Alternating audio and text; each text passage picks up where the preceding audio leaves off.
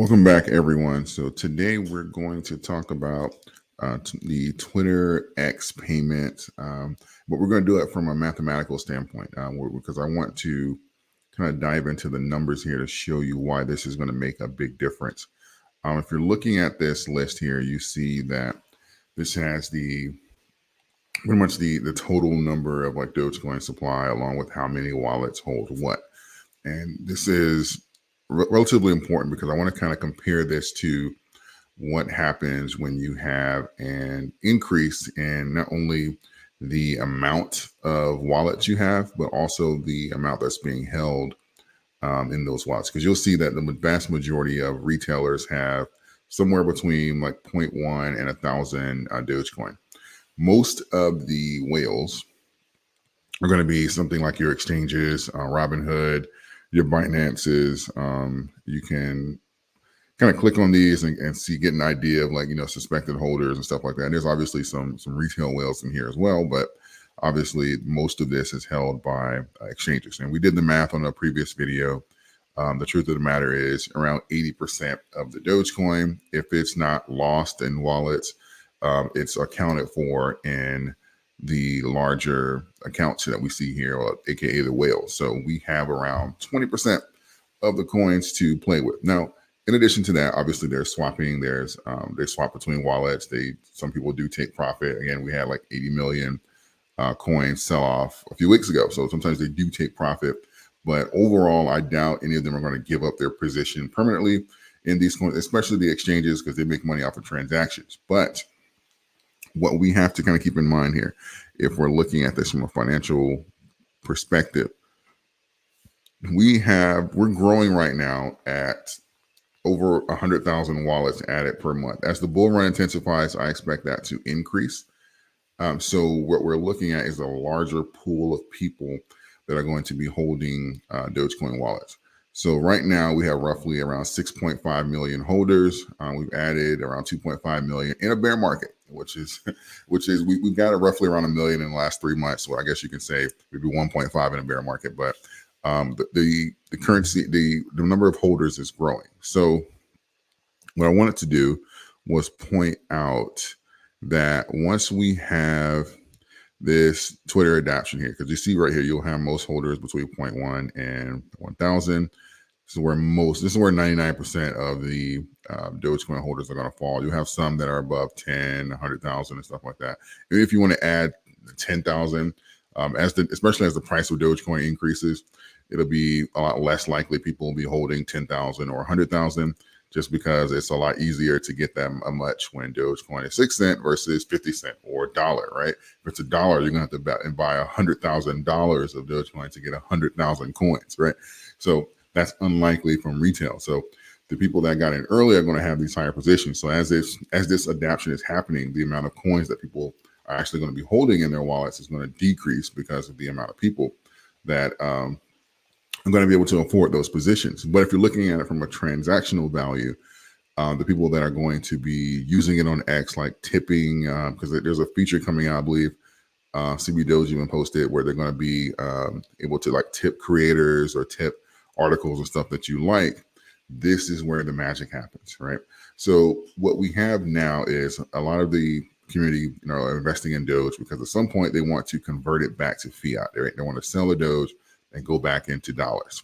But if there's an avenue, where people can buy Dogecoin initially from an exchange, and then there is a system where that coin gets traded amongst the community and never goes back to the exchange, that coin is the equivalent of like lost or a whale holding it, because technically that's how you get prices to come back down, is when you buy from the exchanges, the total circulating supply goes down from what they have. That translates to buying pressure, and the price goes up.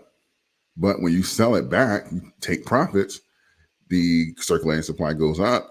There's more of the coins available. It's now less valuable. So when you have these coins, you have this pull from the exchanges going to a company, something like X, because I imagine that they'll probably come out with wallets, something like that as well.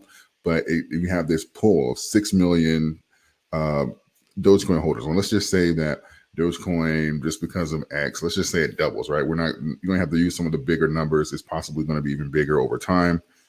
You don't have to say that. Let's just say it goes to 12 million. Very small number of the actual Twitter users, right? You have what you would call an issue for the circulating supply. This is why I say that for people who say there's too many Dogecoin. Even if you have the 6.5 million, I did the math here, right? Even if you had, let's just say we had 13 million holders and the average balance, let's just say they had 1,000 Dogecoin at current prices, which is, this is not a substantial investment. It's just a few $100s, right? And that would accumulate, even right now, that would be around 130 billion Dogecoin. So technically speaking, what I just said is impossible, right? It isn't like there isn't enough Dogecoin for 13 million holders to have 1,000 Dogecoin, right? So even then, we're talking about $1 plus Dogecoin because of the buying pressure and the coins are not available. So what we're looking at is a situation where the number of holders, even if they're holding a small amount of Dogecoin, the number of holders can dramatically affect the price of the coin. So if we're saying this is going to grow to 13 15 million, again, not substantial numbers, especially for international organizations, holders, and they're holding 500 Dogecoin and stuff like that, at that point we're waiting on the blockchain to release new coins so that there are even some available. This is where the exchanges are running out of coins because the coin is being held. The coin is being exchanged on platforms like X, and it's not going back to the exchanges. So now the coins are coming out and they're being accounted for as fast as the miners can mine them.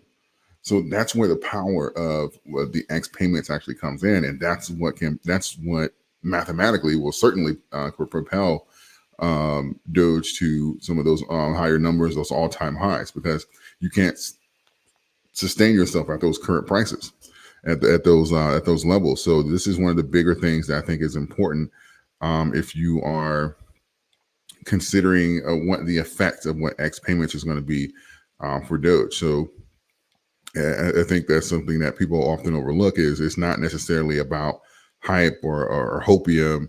This is about facts, and the facts of the matter is, if you can't take the number of investors, multiply it, and then increase the number of the coins being held in the actual wallets and maintain the same price, maintain even the same price pattern, right?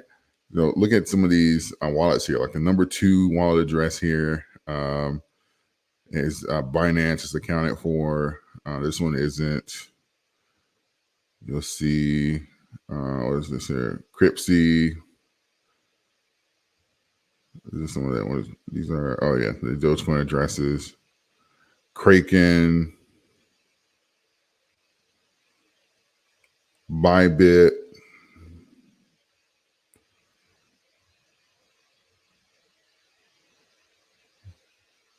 again, and I imagine that some of these companies own more than one wallet. I hope so. So don't expect these to just all be like retail. And because I know, like, if I'm looking for the Robinhood wallet, it's like, where is it? It's probably here, right? Because there was a time where there's certainly a fact that Robinhood was the largest holder of Dogecoin, and I think even in 2021 they made, I forget the percentage. I don't want to just throw a random percentage out there, but I'll just say they made a very large percentage of their annual revenue from the transaction volume of Dogecoin. I'm sure you can Google that and get that number, but I remember reading the article, but I know it was a pretty substantial part of their annual revenue. So I imagine that they didn't dump those coins. They're probably praying for another time like 2021, to be honest with you. But ultimately, that's what I mean. These coins are being held by some of the bigger institutions. And as long as that's the case, we have a very limited number of coins to play with as far as for actually accumulating them for payments, utility purposes, all these kind of good things. So when that happens and there's actually an avenue to have this coin bounce around to pay, use for things that we're already using, even if that's, just premium on X or just an avenue of, or rather tipping, whatever the case may be, whatever we want to use it for on X. If that avenue is there and it's things that we normally would have spent cash on, so it's not even like it's an inconvenience, it's things that we normally would have spent cash on, whether that be creators getting tipped or bloggers, journalists getting tipped or whatever, and they're using that tip instead of saying, hey, let me use my credit card or my debit card. They say, oh, well, I have Doge here. I can just use that, which I already have on X, and pay for, XYZ. It becomes convenient. And that's how you have this community, this commerce in there where those coins don't go back to the exchange and create that selling pressure. So mathematically, that's where things get interesting when it comes down to the actual price of the coin. So I know this was kind of like a lecture video, but I hope that makes sense. I wanted to kind of explain that everyone without any charts or graphs really, so that you can kind of just focus on what I'm saying and just kind of look at the wallets here and the numbers. So hope that makes sense. If you found value in this video, consider subscribing to the channel. We're going to try and hit 100,000 subscribers before Bitcoin hits 100,000. So if you want to help with that, please do share it with a friend. If you have any questions or comments, leave them in the comment section, and we'll get to as many of you as possible. And I will see you guys in the next video.